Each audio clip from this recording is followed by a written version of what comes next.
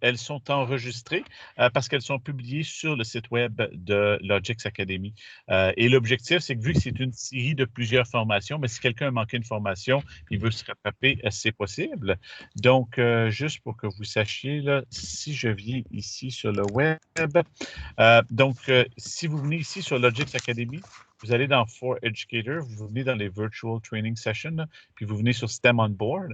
Si vous venez ici en savoir plus, bien, toutes les formations en anglais et en français, parce que nous, on est quelques semaines en retard en français, là, sont ici. Donc, vous voyez que la formation de la semaine passée, là, leçon 1, elle se retrouve ici. Fait que vous pouvez venir écouter les anciennes leçons, on les met tous dans ce tableau-ci. Si vous étiez là la semaine passée, vous savez qu'aussi le matériel pédagogique se retrouve ici. Si vous n'étiez pas là la semaine passée, je vous invite dans vos temps libres à aller écouter la leçon 1, mais vous allez voir que le matériel pédagogique pour chaque leçon se retrouve ici. Fait que vous avez tout simplement besoin de cliquer « Télécharger le matériel pédagogique ». Il y a un ou deux éléments qui n'existent pas dans le matériel pédagogique francophone, et ce sont les vidéos ou les exemples. Si jamais vous les voulez, vous pouvez venir dans la leçon correspondante, par exemple ici, leçon 2, vous allez voir qu'en plus des PowerPoint et des PDF, là, il y a une petite vidéo ici. On va la voir tout à l'heure. Fait que ça, cette petite vidéo-là, si vous voulez aller la chercher, vous pouvez aller aussi la chercher du côté anglophone.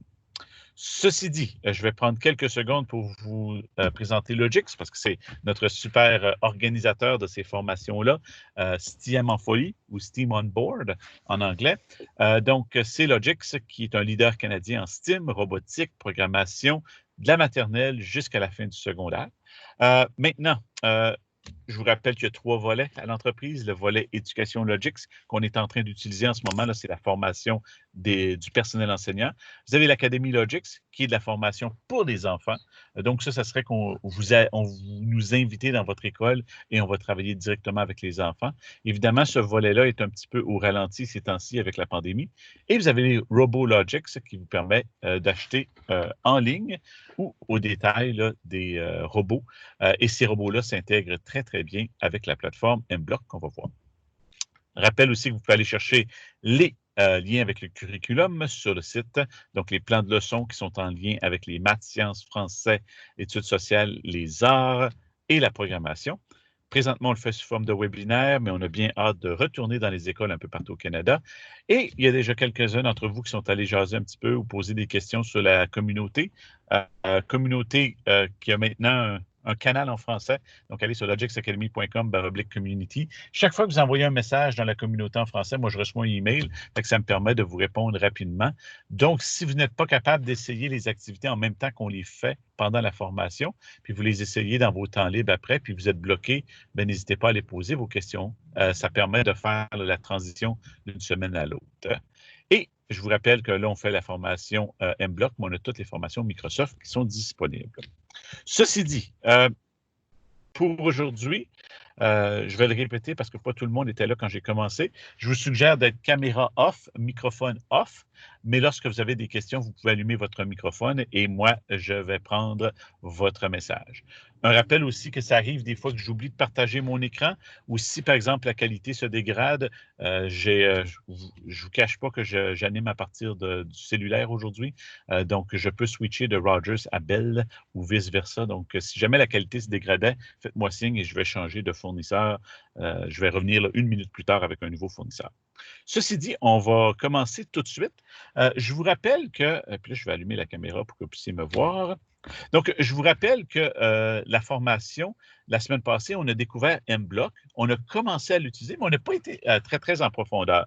Et le but qu'on ait plusieurs formations comme ça, c'est qu'on puisse aller de plus en plus en profondeur chaque semaine. Ça vise, les leçons sont vraiment faites plus pour 4e jusqu'à 8e année ou 4e jusqu'à secondaire 2, mais on peut les pousser plus loin en allant avec la programmation de type textuel. Je vous avais montré qu'on peut faire le transfert de la programmation en bloc vers la programmation en Python. Fait que c'est possible d'aller plus loin. Et s'il y a des profs de 1, 2, 3 aussi, c'est possible de simplifier les activités, de ne pas aller trop loin. Et ça, c'est possible aussi. Donc, aujourd'hui, on va aller plus loin en faisant plus de programmation que ce qu'on a fait la dernière fois. Parce que la dernière fois, je ne sais pas si vous vous souvenez, on avait vraiment mis l'accent sur qu'est-ce que c'est la pensée algorithmique et comment est-ce qu'on peut disséquer un programme déjà existant.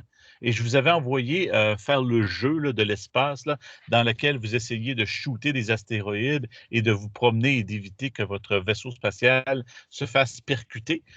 Et ce fil conducteur-là, cette histoire-là, existe un peu tout au long des leçons. Donc, ils ont essayé de rendre ça intéressant et motivant pour l'élève en incluant ce fil conducteur-là avec le vaisseau spatial. Donc, vous allez voir que la leçon d'aujourd'hui, notre petit panda a finalement atterri sur la planète Terre et il vient visiter les terriens. Donc, vous avez un fil conducteur aussi pour les activités. S'il y en a qui sont allés voir, et je ne sais pas si vous pouvez me le mentionner dans le chat, combien d'entre vous est allé voir le code pour le jeu vidéo du vaisseau spatial la semaine passée? Est-ce que vous êtes allé voir le code?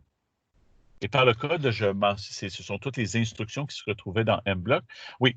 Donc, ça peut faire peur au début parce qu'on se dit, hey, il y a donc bien du code, puis à quoi ça sert? Le but, ce n'était pas de vous faire peur. Le but, c'était de montrer à l'élève un projet qui est possible avec MBlock pour motiver l'élève. Mais évidemment, si l'élève n'en a jamais fait et qu'il va voir le code, ça peut sembler épeurant. Mais je vous rappelle que le but de l'activité, c'était vraiment que l'enfant se pose des questions.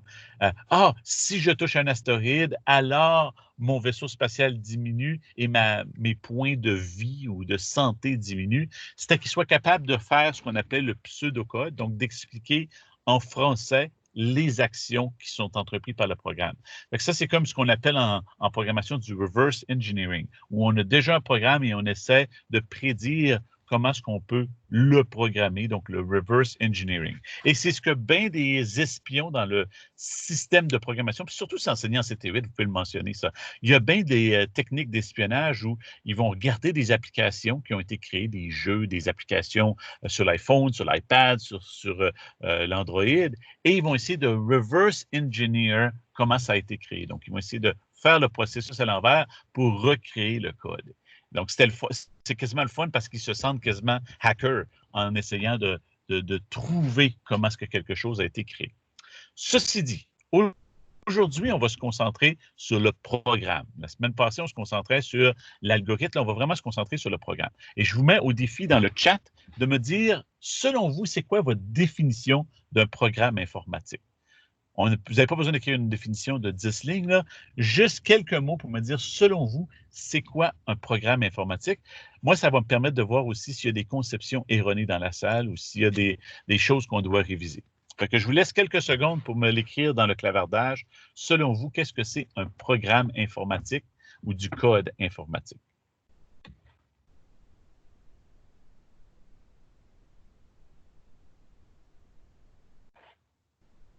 Je vous invite à écrire. Moi, je surveille le chat. Ou si vous voulez ouvrir votre micro et le dire, c'est encore plus intéressant aussi. Sinon, je vais être obligé d'aller chercher, pas des volontaires, mais des voluntold, comme on dit en bon français. Donc, je vais aller choisir des gens au hasard pour nous dire, selon vous, qu'est-ce que c'est votre perception d'un programme informatique. OK, donc je vois une succession de commandes. Programme informatique, une suite d'instructions exécutées par la machine. OK, on est déjà bien parti. Une des choses qui est importante de comprendre, c'est que lorsque les enfants commencent, c'est une suite d'instructions. Comme si on prend, par exemple, le robot, le Bibot, la petite abeille, c'est vraiment un ensemble d'instructions qui va être exécuté sous forme d'une séquence. Maintenant, la séquence, elle est importante, mais ce n'est pas toujours une séquence.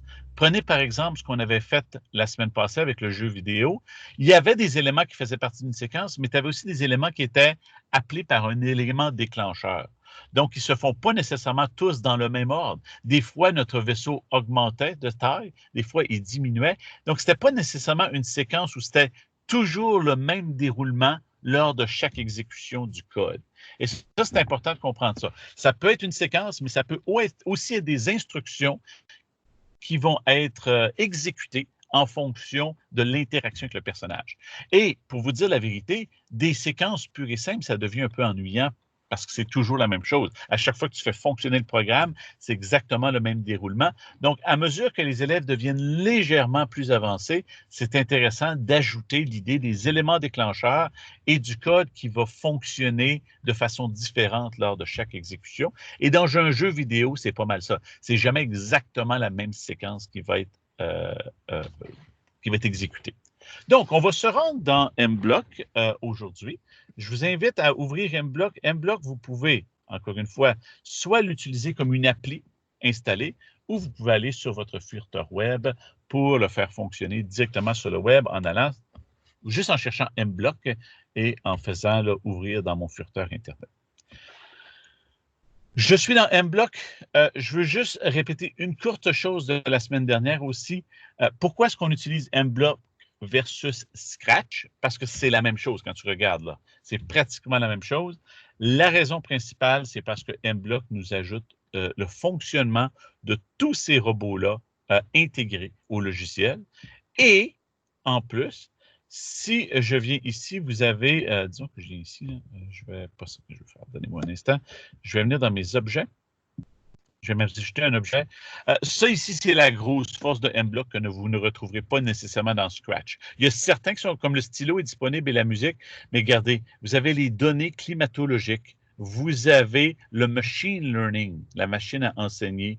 Vous avez le représenter des données de façon graphique.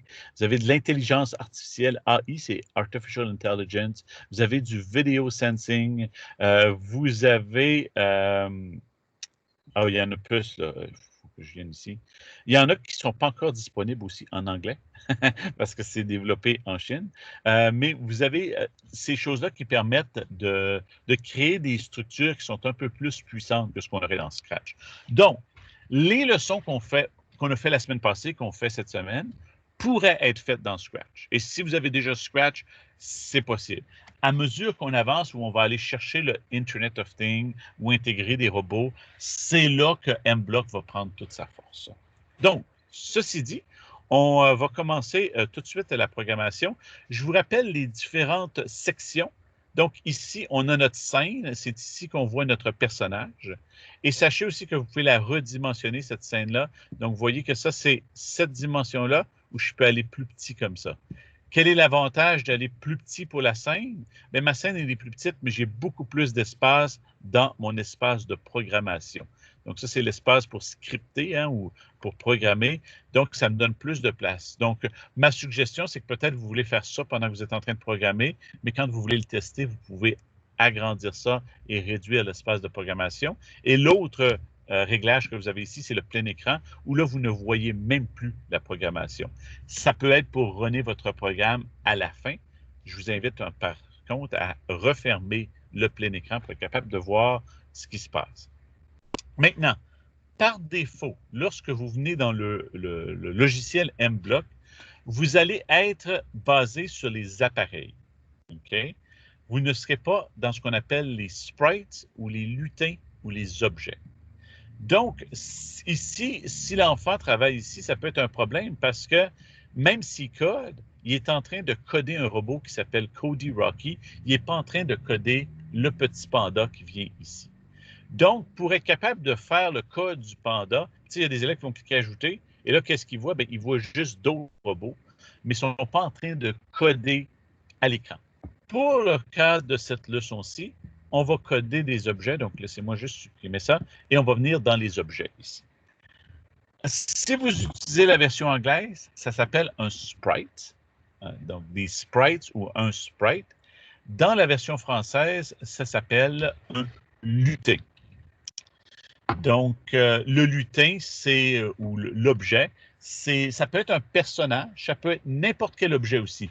Donc, n'importe quoi dans votre programme qui se mettrait à bouger, on va l'appeler un objet ou un lutin ou un sprite. Ça n'a pas besoin d'être un personnage qui représente quelque chose de vivant. Là. Fait que, par exemple, si j'avais les astéroïdes dans notre dernier programme étaient des objets, étaient des sprites ou étaient des lutins. Donc, ceci dit, par défaut, j'ai le lutin panda. L'activité, elle est créée à partir du panda. C'est comme le personnage principal de toutes les activités, de tous les plans de leçons qu'on est en train d'explorer. Donc, c'est bien de garder le panda. Par contre, et certains élèves ne veulent peut-être pas le panda. Si vous venez d'en ajouter ici, vous allez voir qu'il y a énormément de lutins ou de sprites qui sont disponibles. Là, vous allez me dire, oui, mais mon oncle Dominique, par exemple, un appartement, ça ne bouge pas. Mais on pourrait peut-être le faire bouger parce que si on est dans une situation, par exemple, j'ai une voiture qui se promène et en arrière-plan, on a les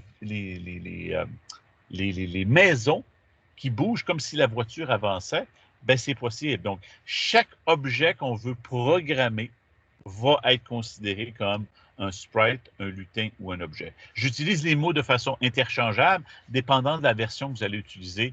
En anglais, c'est sprite, et en français, dépendant de la version, ça va être les lutins ou les objets.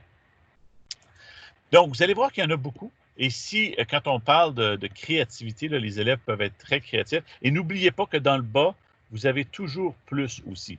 Fait que vous avez accès à énormément de sprites ou de lutins qui peuvent être ajoutés, incluant le fameux panda. Vous voyez dans les personnages ici, il y a énormément de personnages de tout âge que l'enfant peut utiliser. Le but de la leçon aujourd'hui, c'est de travailler la littératie. Donc, on va utiliser notre lutin pour raconter une histoire. C'est notre panda dans ce cas-ci.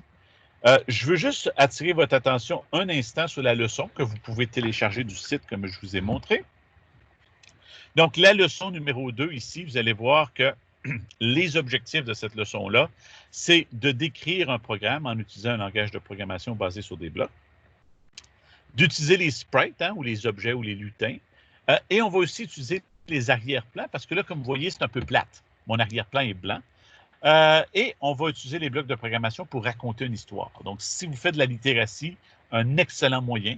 Si vous enseignez autre chose, comme si vous enseignez sciences, j'ai des élèves, par exemple, qui ont utilisé ça pour raconter une histoire, par exemple, en sciences 7e année, des particules qui rencontraient d'autres particules, c'était l'amour, donc la cohésion entre les particules. Ça peut être quelque chose. J'ai des élèves qui ont fait, par exemple, une cellule animée qui se mettait à bouger, donc qui fonctionnait comme ça. Maintenant, on va aussi faire l'utilisation de parler. Donc, je vais faire parler et parler pendant quelques secondes. Donc, on va utiliser les blocs C et C for seconds. Donc, c'est ce qu'on va utiliser. Et on va aussi jouer avec les arrière-plans pour créer des changements d'arrière-plan. Ça, c'est les objectifs de la leçon aujourd'hui. Donc, on va raconter les histoires. Vous allez voir qu'ici, il y a les normes des États-Unis qui sont mentionnées. Mais si vous voulez aller voir les liens avec le curriculum canadien, si vous allez dans la section dans le document en anglais, ils ont déjà mis les normes canadiennes. Et Rami, le propriétaire de Logix Academy, est en train de s'assurer que tous les liens avec les programmes d'études des différentes provinces vont aussi apparaître dans le curriculum canadien. Ceci dit, je vous ai dit que dans toutes les leçons, vous avez le document PowerPoint qui vous permet de suivre le plan de leçon. Donc, si je vous montre ce document PowerPoint-là, donc ça, c'est le document PowerPoint et vous allez voir que vous avez tous les éléments de la leçon. Donc, par exemple, tantôt, quand j'ai fait la révision des différentes zones de M-Block, vous avez les différentes zones, etc. Vous avez un retour sur l'activité de la semaine passée. Donc, vous avez vraiment tout ce qui se retrouve ici. Maintenant, on va tout de suite se lancer dans la programmation, donc dans le logiciel.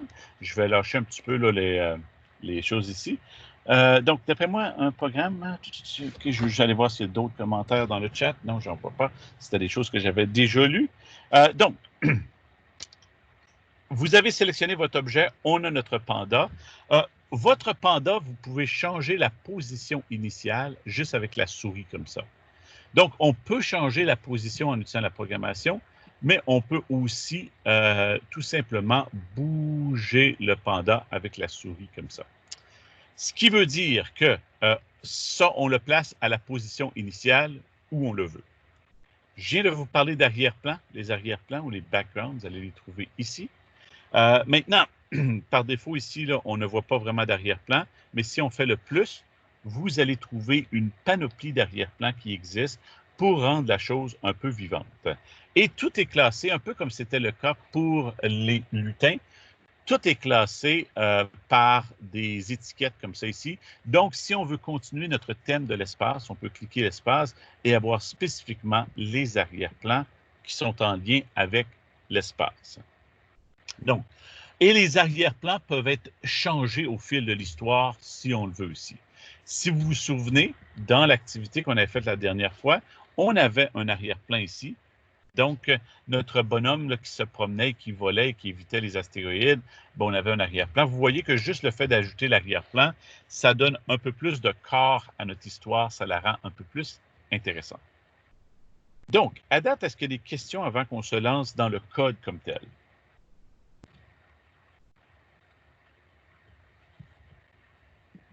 Oui, ça me rappelle le lutin là, c'est Ahmed.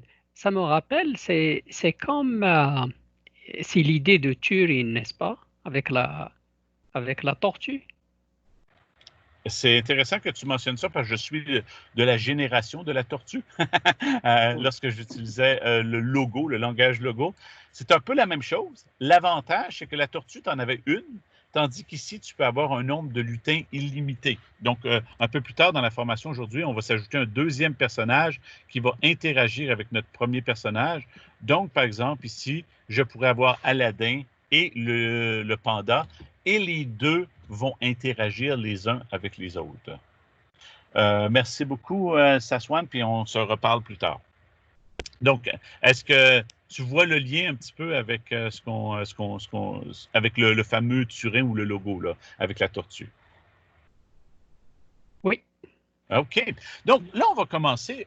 Pour être capable de faire fonctionner le programme, ça nous prend toujours ce qu'on appelle un événement. Et vous allez voir que tous les blocs de programmation, ils sont codés selon les couleurs. Et ici, j'ai un événement. Et mon événement qu'on va utiliser le plus souvent, c'est lorsque je clique sur le drapeau.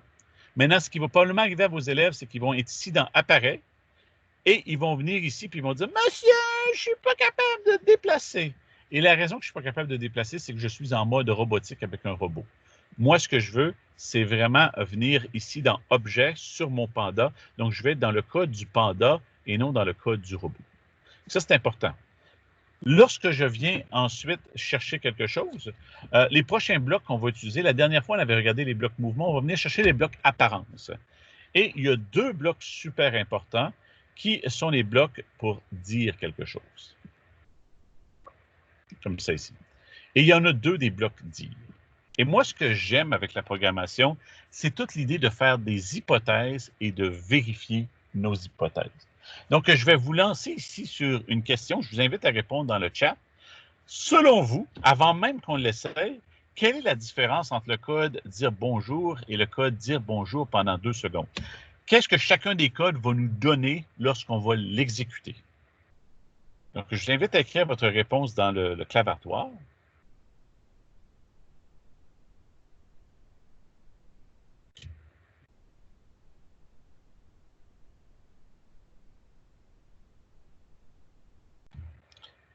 Donc, on parle de la vitesse sera ultra rapide. Donc, on va faire un test.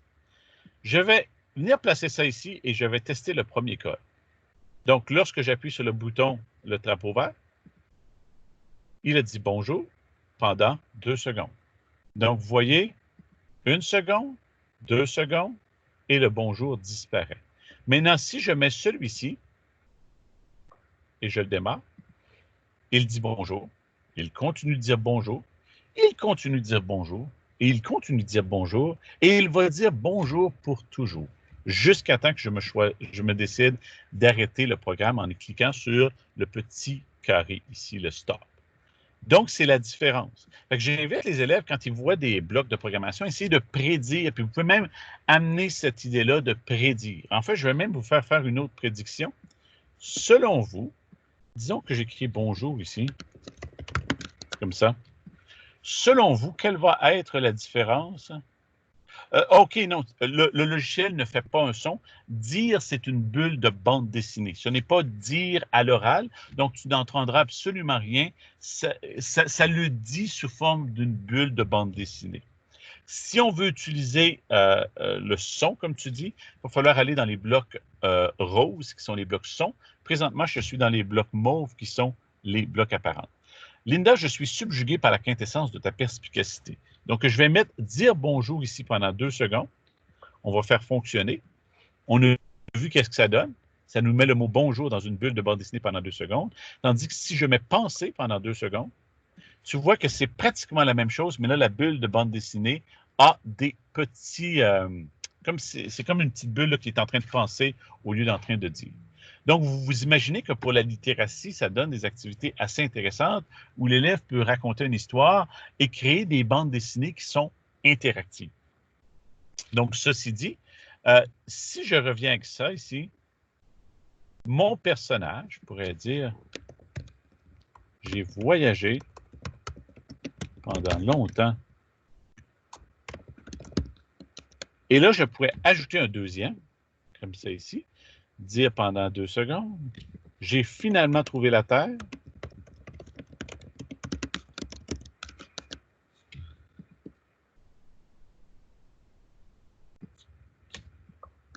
Que je suis content de vous rencontrer, par exemple.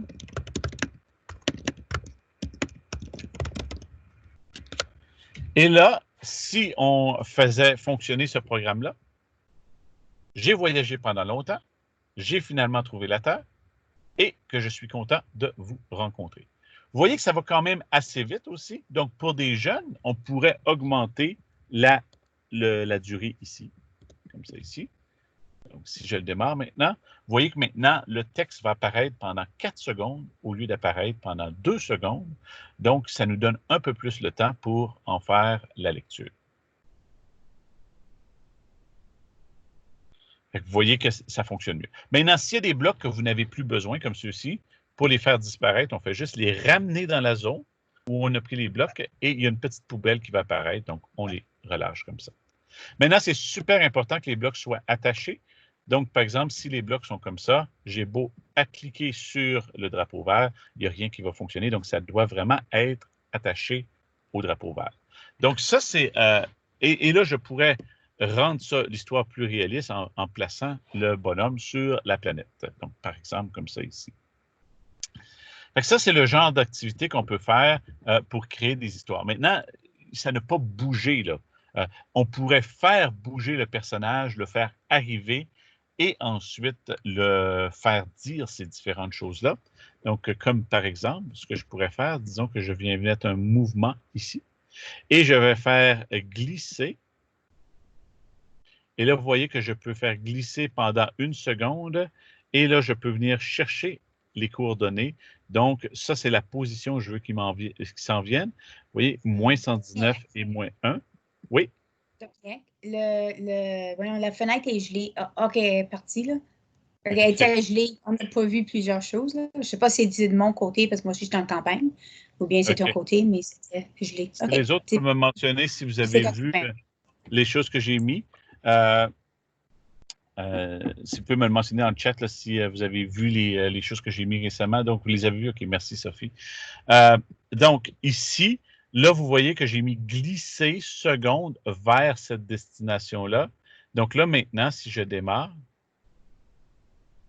vous voyez qu'il se rend jusqu'à la planète et il dit qu'est-ce qu'il a à dire. Fait que ça te permet de créer quasiment des bandes de dessinées animées avec tes personnages.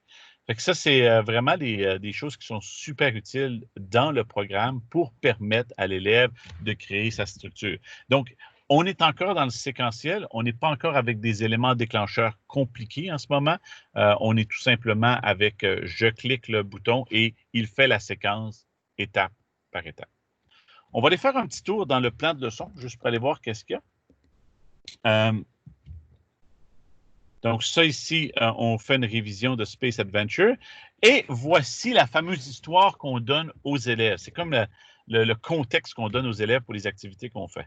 Panda est pilote et nous vient d'une galaxie lointaine, très lointaine. Panda a erré pendant plusieurs mois dans l'espace en évitant les étoiles et quelques astéroïdes dangereux et vient d'arriver sur Terre sain et sauf. Malheureusement, il ne parle pas notre langue. Panda souhaite que nous puissions l'aider à communiquer afin qu'il puisse nous saluer et nous dire un peu plus sur son extraordinaire épopée.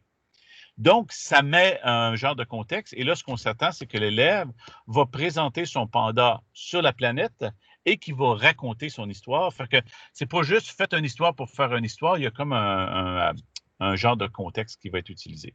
Les blocs qui sont utilisés, on vient d'en parler, donc les événements ici. On a déjà parlé des sprites ou des objets. On a déjà parlé des arrière-plans. Donc, ça, on en a parlé. Là, maintenant, on est rendu à l'étape, puis on a déjà parlé aussi d'aller chercher dans la bibliothèque là, des arrière-plans. On a fait plusieurs éléments dans le déroulement de la leçon. Maintenant, juste pour vous montrer, sur le site, vous allez aussi avoir, disons que je vous amène sur le site, il y a une vidéo. Et ça, quand je vous disais que la vidéo elle est juste du côté anglophone, la vidéo, elle, n'a pas été traduite, mais ça vous montre un petit peu qu'est-ce qui est possible. Donc, ici, j'ai un personnage. Hey, how are you? Excuse me? I cannot understand what you said. Donc, ça démontre un panda qui arrive de quelque part dans l'univers et qui parle une langue qui est inconnue des humains. Donc, ça peut être intéressant. Tu vois, ça, c'est une des histoires possibles qui peut être faite par les élèves. Donc, ils se sont dit que le panda ne parlait pas nécessairement anglais ou français, puis il parlait dans une langue qui était inconnue, fait qu'ils ont créé cette petite histoire-là. Maintenant, si on veut créer une histoire avec plusieurs lutins comme ça, donc comment est-ce qu'on va s'y prendre? Si je reviens dans MBlock 5 ici, vous voyez que pour le moment, j'avais juste un lutin ou un objet. Disons que je viens m'ajouter un deuxième lutin. Donc, je vais venir me chercher un personnage. Disons que je viens chercher ce personnage-ci. OK.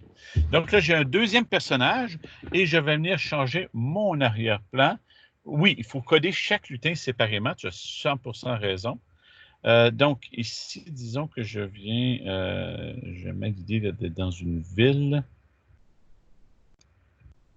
Alors, disons qu'on est au terrain de soccer. Bon. Et là, je place mes deux personnages ici. Vous voyez que lorsque je viens sur mon deuxième personnage, il n'y a absolument aucun code. Donc, j'ai le code pour mon panda que j'ai fait, mais ici, j'ai le code pour mon personnage et il n'y a pas de code. Donc, les deux personnages doivent être codés séparément. Parce que là, si je pars mon programme, et là, vous voyez que dans ce cas-ci, je n'ai plus besoin de cette partie-là, parce que je suis en train de faire quelque chose de différent. Si je le démarre, vous voyez que seulement le panda qui va parler. Maintenant, si je viens mettre... Si je viens mettre du texte pour mon personnage ici, donc disons que je viens chercher un événement ici, et que je viens chercher mon apparence ici, et que je viens mettre du texte,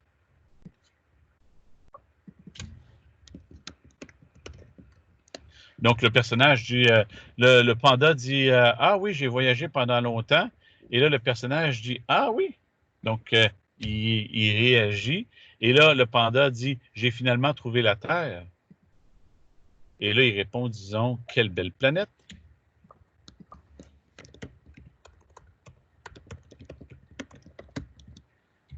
Et là, finalement, le panda dit, je suis content de vous rencontrer. Et mon personnage dit très content de te rencontrer. Vous allez voir que ça va être désynchronisé.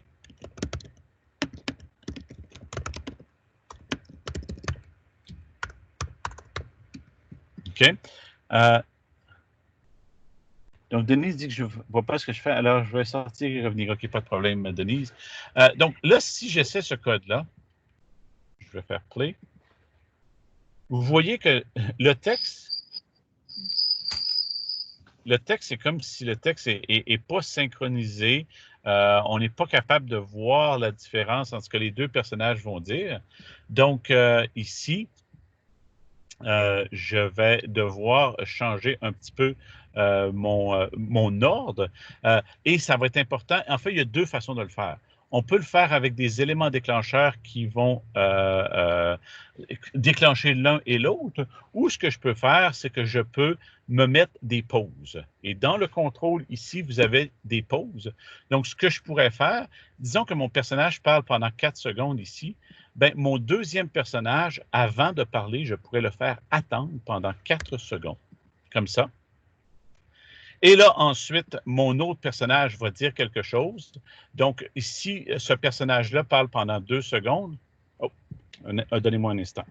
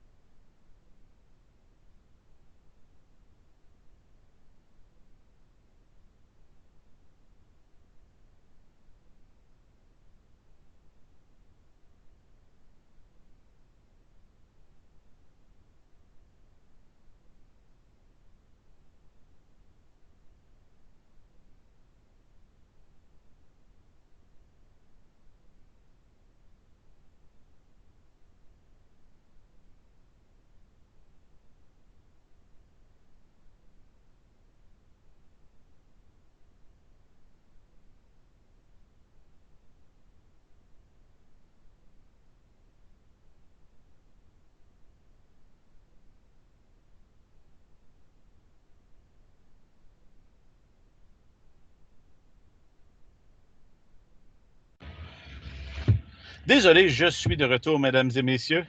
C'est la police qui se demandait pourquoi j'étais stationné ici. Donc, on va reprendre. Je pense que tout est en règle. Fait que ici, comme vous voyez, je crée le dialogue qui se produit entre mes deux personnages en mettant des petites pauses comme ça entre les interactions entre mes personnages. Fait que je viens voir le nombre de secondes ici, le nombre de secondes ici, et c'est comme ça qu'on crée ce fameux dialogue-là. L'autre façon de le faire, puis ça ne fait pas vraiment partie de cette formation-là, mais si ça vous intéresse, vous avez l'idée d'un message. Et ça, si ça vous intéresse de le faire, c'est qu'on envoie des messages, on diffuse un message, et de l'autre côté, de l'autre personnage, on reçoit le message. Donc, ça vient un élément. Pardon, pas ça ici. Lorsque je reçois le message, et on fait une alternance comme ça entre les messages d'un et l'autre. Donc, ça, c'est une option aussi, puis vous pouvez choisir une ou l'autre des options. Ma suggestion avec les élèves plus jeunes, c'est de ne pas y aller avec l'envoi et la réception de messages, mais d'y aller seulement avec attendre ici, attendre là. Est-ce qu'il y a des questions sur ce qu'on vient de voir ici?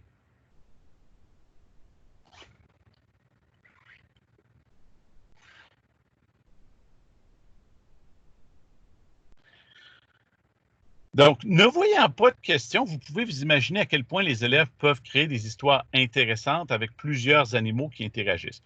On est encore dans la séquence, on n'est pas encore dans l'idée où on va avoir des interactions très, très complexes ou des choses comme ça. C'est vraiment juste un aller-retour entre les personnages qu'on a ici. J'ai une question. Ah oui, allez-y. Pour les zones de travail, Oui. avec les lutins, on dirait que ici, par exemple, le panda, Oui. on aura ses blocs, puis ensuite l'enfant, on aura ses blocs. Y a-t-il moyen de mettre les deux, c'est-à-dire dans une, par exemple, on peut les voir en même temps, ok? Au lieu d'aller vers, oui. Donc, de faire apparaître un personnage, c'est ça? Ou... De faire apparaître les deux, les blocs là, des deux, mais en même temps. Oui, ben, en fait, ça apparaissait en même temps lorsque je l'avais comme ça. Ce que j'essaie de faire, c'est que ça n'apparaisse pas en même temps parce que je veux que ça donne le look d'une conversation où un Oh, parle, ensuite l'autre parle. d'accord, Vous d'accord. comprenez ce que je veux dire? Oui, Mais ok. si je le laisse comme ça, où j'ai mon code ici et mon code ici, il va faire tout le code tout en même temps. Donc, il va partir ça, puis il va faire en même temps, il va faire le ah oui. Donc, ce n'est pas aussi fluide parce que là, j'ai voyagé pendant longtemps, puis au même moment, il dit ah oui, c'est pas. C'est plus beau qu'un personnage parle, l'autre personnage parle, etc. Ok. Fait que c'est comme ça qu'on va parvenir à le faire.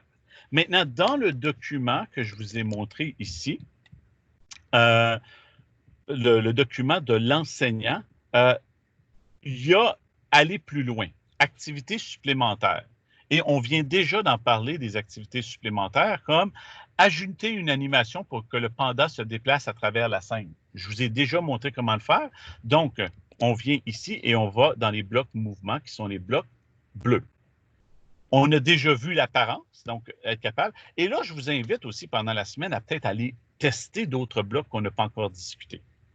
Les éléments déclencheurs aussi, on a toujours utilisé le drapeau, mais sachez que vous pouvez utiliser des choses aussi comme quand la touche d'espace est appuyée.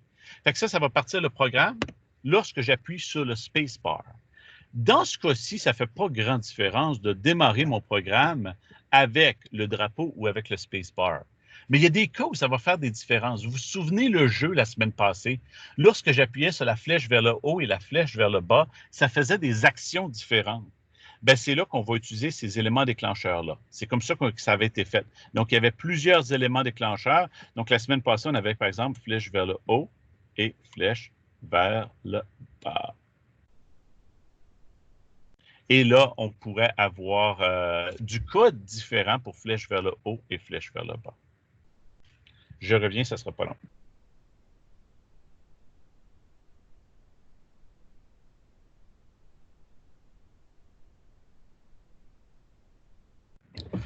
Donc, on reprend. Tout est réglé avec la police. Ils m'ont dit que j'étais tout à fait legit, qu'il n'y avait pas aucun problème. Ceci dit, si on revient à notre fameuse programmation ici, donc, dans le plan de cours ici, on a aussi ajouté un sprite qui se présente et qui discute avec le panda et changé l'événement déclencheur du bloc.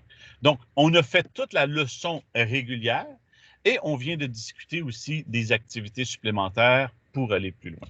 Maintenant, s'il y en a d'entre vous qui ont besoin d'aller encore plus loin, c'est possible. Je vous ai parlé de la programmation en Python. Donc, si j'appuie ici, vous allez voir la programmation en Python. Donc, l'élève pourrait programmer et vous voyez que c'est relativement facile.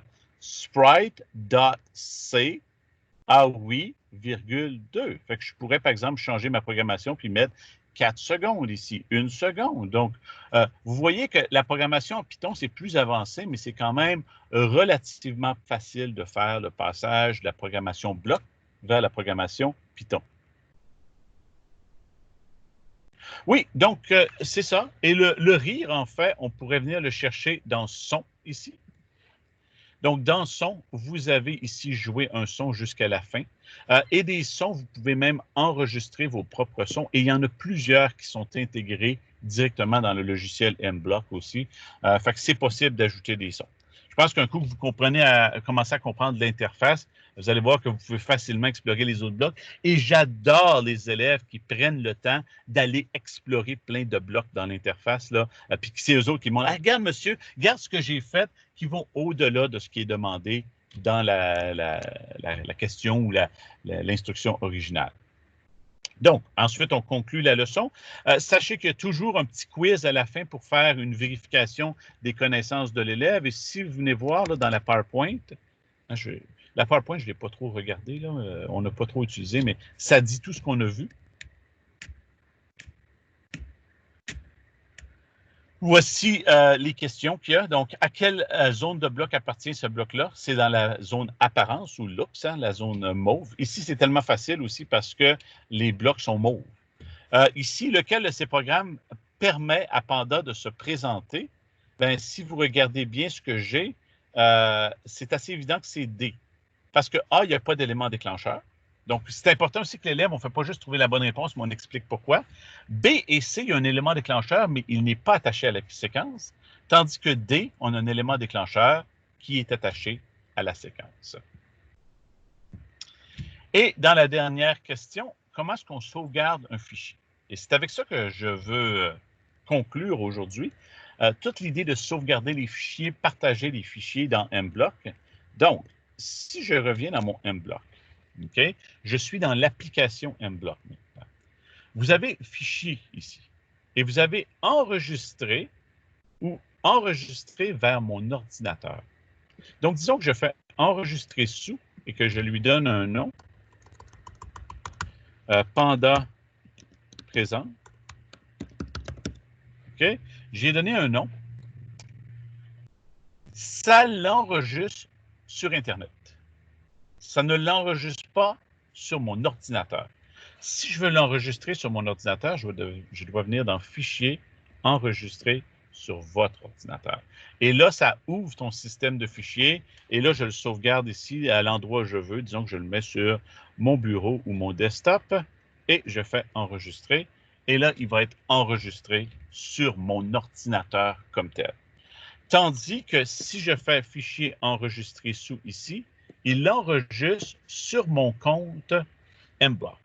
Maintenant, si vous n'avez pas encore de compte MBlock ouvert, ça vaut la peine d'en ouvrir un parce que ça permet d'entreposer tous vos fichiers. Vous voyez qu'ici, là, en haut à droite, ça c'est mon compte MBlock. Et si je viens dans mes projets, j'ai tous les projets que j'ai enregistrés sur ce compte-là MBlock.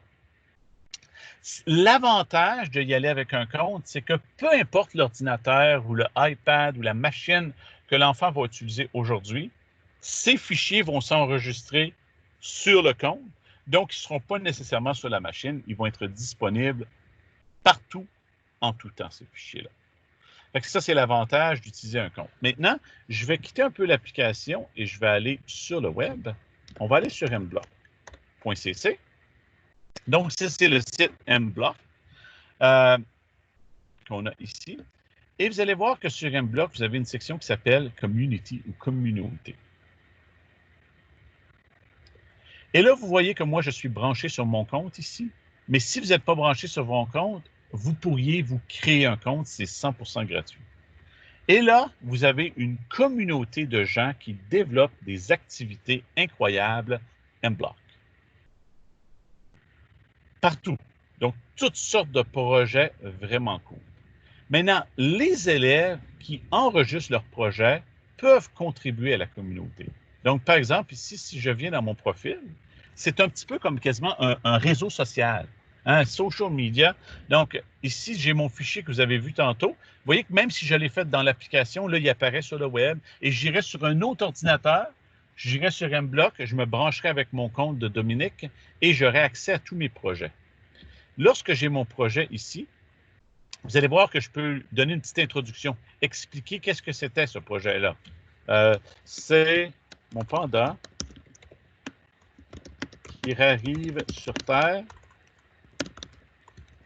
et qui se présente à un ami.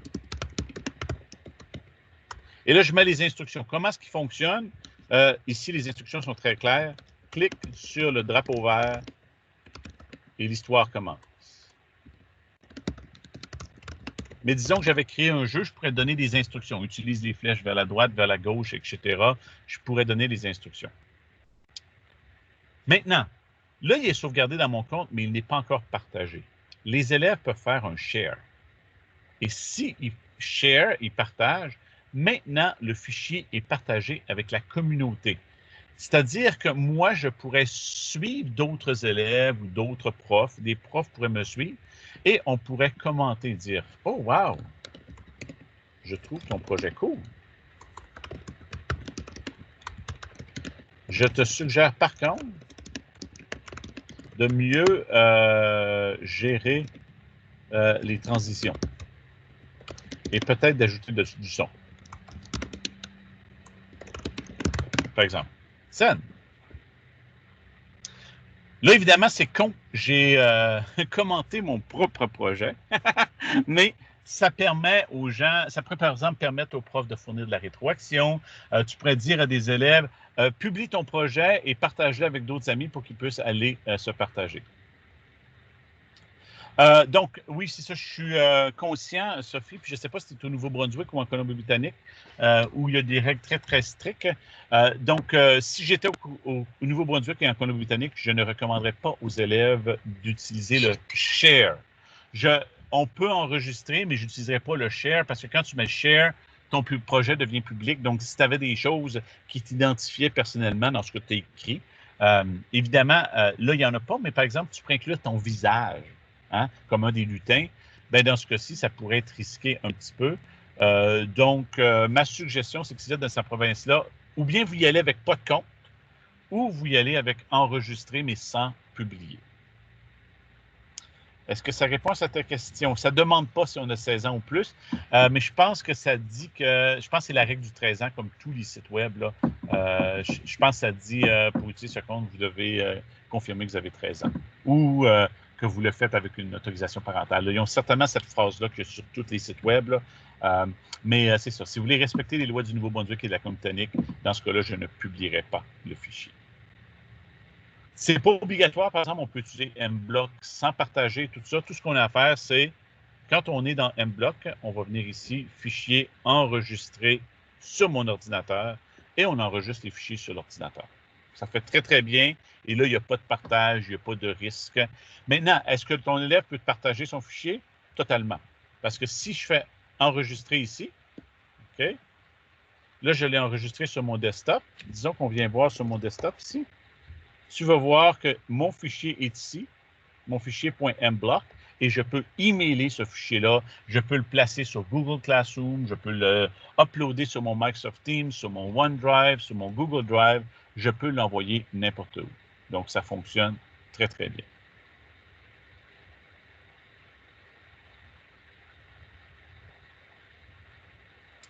Je vois qu'il y en a qui sont en train d'écrire des questions.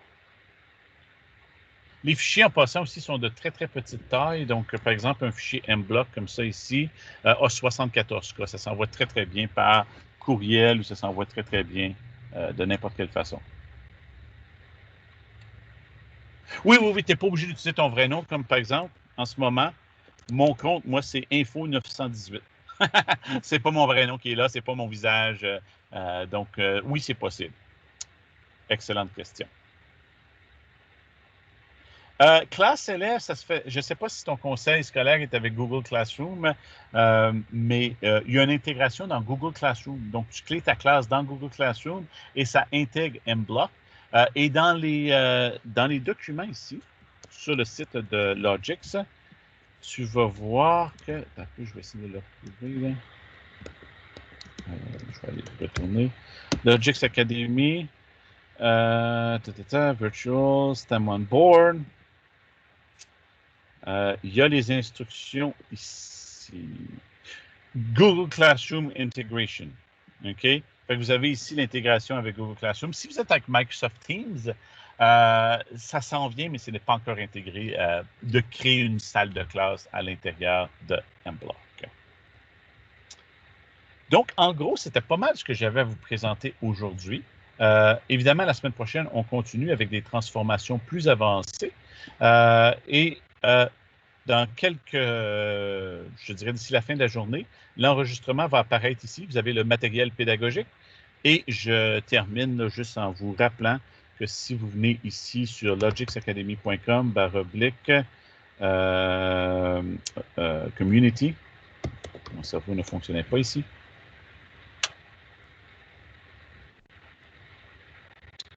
Vous allez voir que dans les discussions, on a notre discussion en français ici. Donc, je vous invite à tester.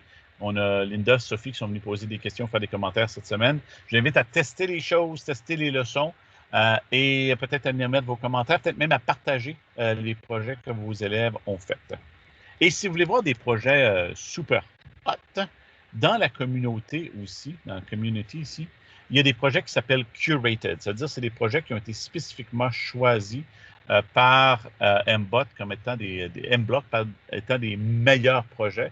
Donc, vous allez les retrouver ici dans Curated Studios. Vous allez avoir the best of the best, la crème de la crème. Donc, si vous cherchez des projets qui sont très bien faits, là, qui ne sont pas très amateurs, c'est des élèves et des profs qui les ont faits, mais qui ont mis le paquet, vous allez les trouver là aussi.